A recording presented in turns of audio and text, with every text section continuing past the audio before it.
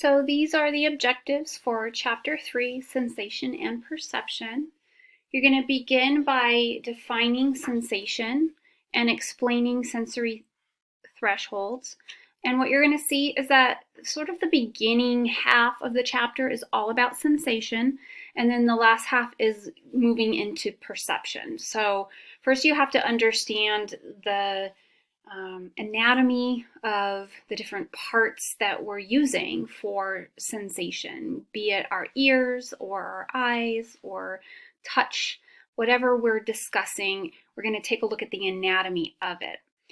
So basic definition of sensation, and then what's a sensory threshold, the point at which we can sense something, whether it's something we're touching or feeling, or a sound that we're hearing, or something visually in our visual field. What would be our threshold, the point at which we would see, hear, taste, touch something, okay? Understanding why we ignore some sensory information. I'm going to talk a little bit about sensory overload and adaptation. The amount of information that we get from our senses at any given point in time is a lot. Our brain does not pay attention to all of it. It pays attention to what is necessary or maybe novel or new. And it definitely becomes used to certain things. It adapts. Sensory adaptation to different things in the environment, right? If you live near an airport, at first it could be really startling to your senses. I mean, it's just loud and you probably can't sleep. But after a while, maybe a couple months of living there, you grow very used to it. It doesn't bother you as much. But if you have a guest over, it might bother them a lot. Okay, so you're going to talk a little bit about that.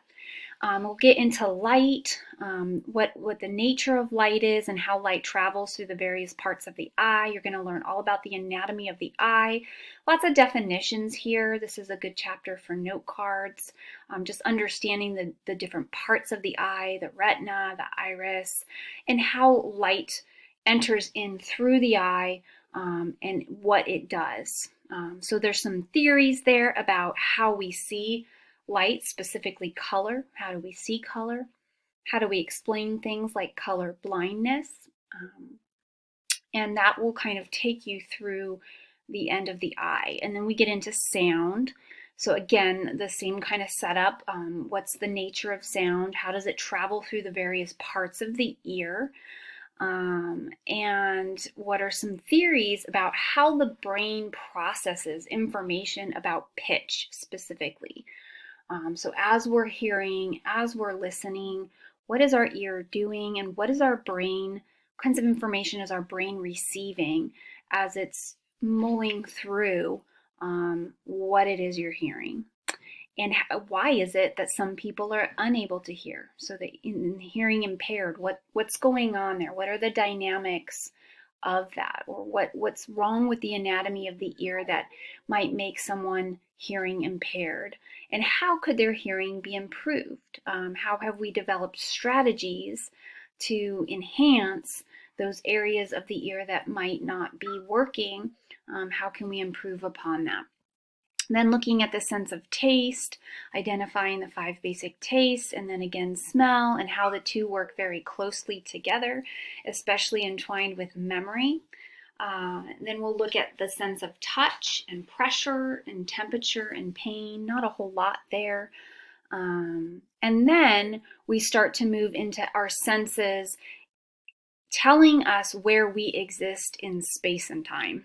Okay, so describing how the senses, what they tell us about balance and position of our bodies and the movement of our bodies within our space. Okay, there's lots of things kind of going on that tell us relatively how we move through our environment. Also describe how perceptual constancies and the Gestalt principles account for common perceptual experiences. So here's where we get into perception. What do we perceive in our environment?